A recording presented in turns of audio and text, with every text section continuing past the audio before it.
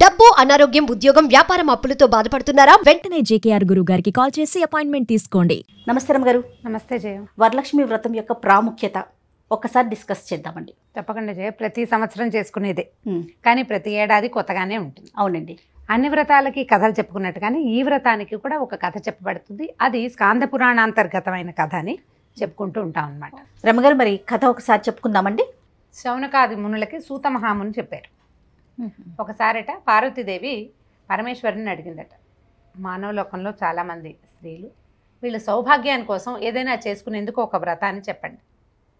సౌభాగ్యం అంటే ఒక భర్తతో ఉండటం ఒకటే కాకుండా భర్తతోటి అభివృద్ధి కలిగిన సంసారం ఉండటం. భార్యాభర్త అన్యోన్యంగా ఉంటారు కొంతకాలం, ఉన్న తర్వాత వీళ్ళకి ధనధాన్య అభివృద్ధి అవి లేకపోతే ఎంతకాలం అన్యోన్యంగా ఉండగలుగుతారు? అవును, అన్యోన్యతకి అనుపానాలు చాలా కావాలి. సంపద లేనైతే ఎక్కువ కాలం అన్యోన్యంగా ఉండలేకపోతారు. ఇద్దరున్నప్పుడు ఉంటారు, సంతానం వృద్ధి అయ్యే కొందికి ఎంతో కొంత సంపద లేకపోతే ఈ పిల్లల్ని పెంచుకోవడం అది కష్టమైపోతుంది. అందుకని స్త్రీలకి సౌభాగ్యకరమైన వ్రతం ఏదైనా చెప్పమని అడిగితే పరమేశ్వరుడే స్వయంగా పార్వతీదేవికి చెప్పారట. వరలక్ష్మి వ్రతం అని ఒక వ్రతం ఉన్నది. అది శ్రావణ మాసంలో ఇలా పౌర్ణమికి ముందొచ్చే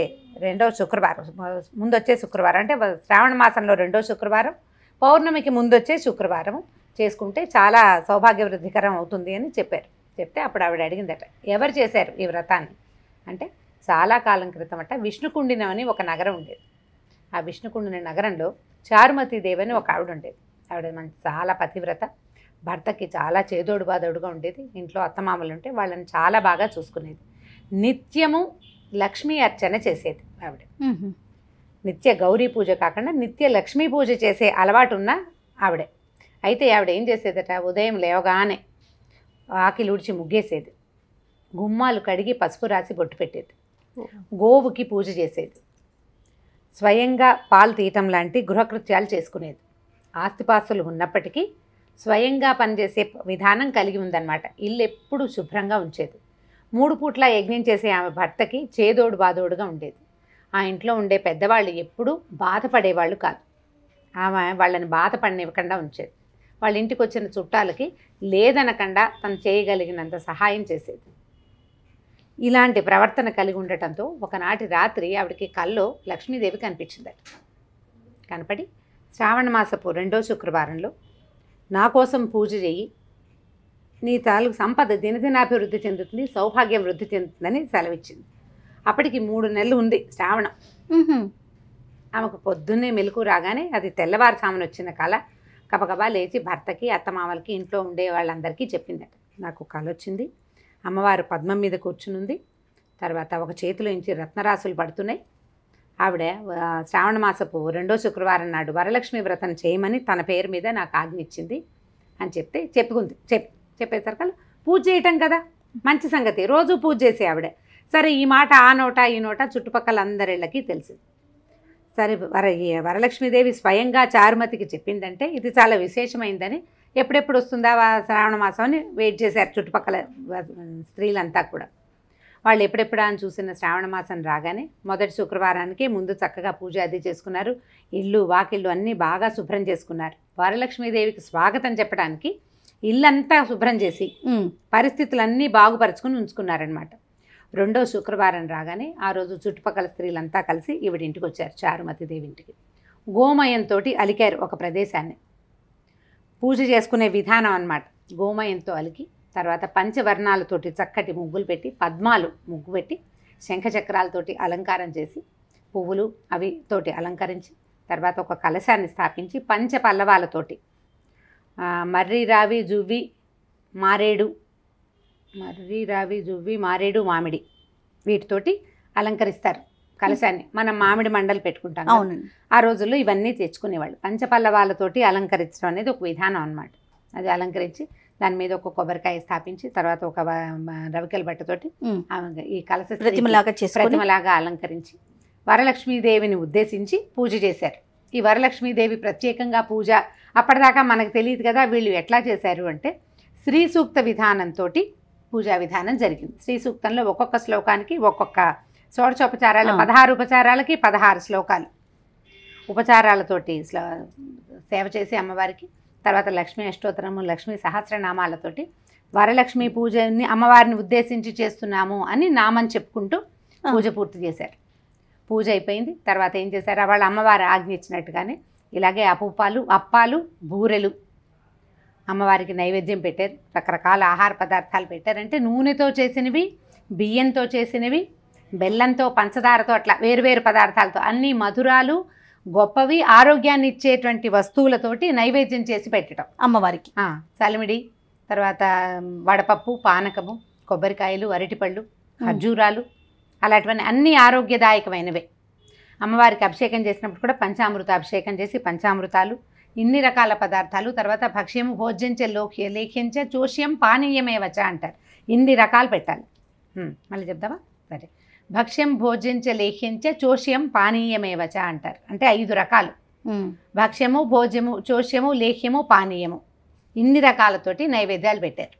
పెట్టిన తర్వాత ఈ తోరాలు పూజ చేశారు. తోరాలు చేతికి కట్టుకుని ఏం చేశారంటే ఈ మండపానికి ప్రదక్షిణాలు చేయమన్నారు. ఎక్కడైతే అమ్మవారిని మండప స్థాపన చేశారో అక్కడ చుట్టూతా తిరగడానికి వీలుగా వాళ్ళు మధ్యలో పెట్టుకున్నారు. ఇంటి మధ్యలో ఈ స్త్రీలందరూ కలిసి అక్షతలు పట్టుకుని ఈ మండపానికి ప్రదక్షిణం చేపారు.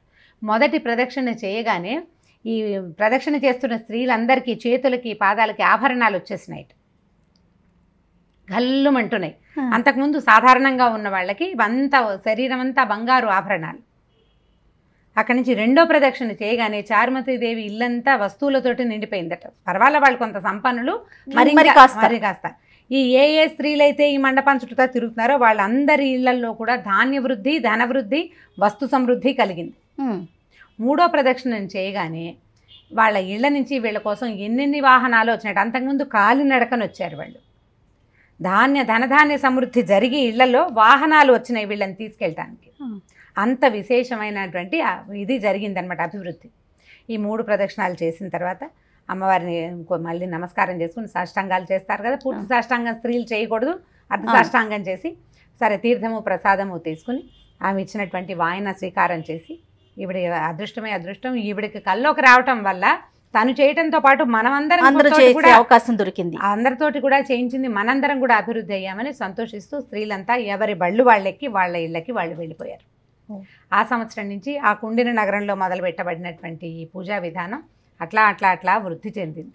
వెంటనే అభివృద్ధి వస్తుందా రాదా? రావచ్చు. ఆ కాలంలో వెంటనే వచ్చేది. ఇప్పుడు మనకి కొంచెం నిదానంగా వస్తుంది. ఫలితాలు కొంచెం లేట్ అవుతాయి కలిలో, కానీ ఫలితం తప్పదు. దీనికి ప్రధానమైంది 3-4 నెలల క్రితం వచ్చిన కళని జ్ఞాపకం పెట్టుకుని ఆమె ఎలా చెప్పిందో అదే విధంగా పూజ చేయడం. అంటే నియమం పోలేదు, భక్తి శ్రద్ధలతో. భక్తి శ్రద్ధలు, నియమం. పైగా నా పూజ నేను ఒకదాన్నే అని కాకుండా ఇలాంటి అత్యద్భుతమైన పూజా వ్యవహారం ఉంటే దీనిని నలుగురికి చెప్పి నలుగురు ఇలాంటి లాభాన్ని పొందాలని ఆశించిన ధర్మబుద్ధి ఉంది కదా, ఆ బుద్ధి వల్ల ఆమె ఇప్పటికీ చారుమతీదేవి పేరు చెప్పుకుంటున్నాం. మనం జ్ఞాపకం పెట్టుకుని చెప్పుకుంటున్నాం కదా. అంతే కదండి. ఎవరైనా సరే ఇతరుల కోసం ఏదైనా చేస్తే వాళ్ళు జ్ఞాపకం ఉంటారు. మనం ఈ పూజ చేసినప్పుడు వాయనం ఎవరికైనా ఇవ్వటం, తాంబూలం, నలుగురికి తాంబూలాలు ఇవ్వడం, దానివల్ల ఏమవుతుందంటే మనం సంపాదించినటువంటి పుణ్యాన్ని పంచినట్లు అవుతుంది. పుణ్యము పంచిన కొద్దీ పెరుగుతుంది. ఎంత పంచితే అంత పెరుగుతుంది. దానం ఏదో ఎవరో ఒకళ్ళకి కాకుండా సజావుగా ఇవ్వటం. ఇలాంటప్పుడు ఏంటంటే ఇది దాన ప్రక్రియగా భావించకూడదు. వాయన దానాన్ని కానీ లేదా తాంబూల దానాన్ని కానీ ఇది దాన ప్రక్రియగా అనుకోకూడదు. ఇది వాళ్ళకి ఇస్తే వాళ్ళకి మంచిది, మనకు మంచిది, తీసుకున్న వాళ్ళకి కూడా మేలే. మంగళవారపు వాయనం కానీ శుక్రవారపు తాంబూలాలు వాయనాలు కానీ ఇచ్చిన వాళ్ళకి, దాతకి, ప్రతిగృహీతకి కూడా మంచిది. కాబట్టి ఎవరైనా తాంబూలం ఇస్తామంటే పసుపు కోసం పిలిస్తే కనుక ఖచ్చితంగా వెళ్ళాలి.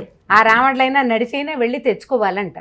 తాంబూలం తీసుకోవడానికి రండి అని కానీ ఉండమా బొట్టు పెడతాను ఉండండి అంటే వెళ్ళిపోకూడదు, తప్పకుండా తీసుకోవాలి. ఆ తీసుకోవటం వల్ల వాళ్ళకి ఎంత లాభం, ఇవ్వడం వల్ల వాళ్ళకి ఎంత లాభమో తీసుకోవటం వల్ల కూడా అంతే లాభం ఉంటుంది. ఇవి పురాతన కాలం నుంచి నమ్మబడుతున్నవి. దీంట్లో నష్టం లేదు, లాభం ఉండటానికి అవకాశం ఉంది. కాబట్టి ఇలాంటి ప్రక్రియని వదిలిపెట్టేయకుండా ముందుకు ఈ రోజుల్లో ఎవరు చేస్తున్నారు, ఈ కాలంలో కూడా ఇవన్నీనా లాంటివి అనుకోవద్దు. ఈ కాలమైనా ఆ కాలమైనా మనం గాలి ఎప్పుడు తీసుకుంటున్నాం. గాలి లేకుండా ఈ కాలంలో కూడా గాలి ఏమిటంటే మానేయట్లేదు, శుభ్రంగా గాలి తీసుకుంటూనే ఉన్నాం ఇన్వాలంటరీగా. అంతే కదా. ఇవి కూడా ఇన్వాలంటరీగానే చేసేయాలి. మానేయకుండా మన ఇంట్లో పద్ధతి ఉన్నా లేకపోయినా పూజలు చేసుకోలేకపోతాం అనుకో, తాంబూలం ఇవ్వడానికి ఏముంది, అంతే కదా. ఎవరికైనా కాదు రమ్మగారు, మన సంస్కృతి సాంప్రదాయాలు ముందు తరాలకి వెళ్ళాలంటే మనం చెయ్యాలి. రేపొద్దున మన పిల్లలు చేస్తారు, వాళ్ళు చేస్తే వాళ్ళ పిల్లలు చేస్తారు. అలాగే కదా మన సంప్రదాయం ముందుకు వెళ్తుంది. మన తాత అమ్మమ్మ మానేస్తే మనకు వచ్చేవి కాదు కదా, తెలిసేదే కాదు కదా. అదే కాబట్టి తప్పకుండా వరలక్ష్మి వ్రతం చేసుకోండి. స్థిమితంగా పూజ చేసుకోవటము, శ్రద్ధాభక్తులతోటి ఈ రోజుని ప్రశాంతంగా ముందుకు తీసుకెళ్ళండి. తప్పకుండా అండి. నమస్తే రమ్మగారు. నమస్తే జయ.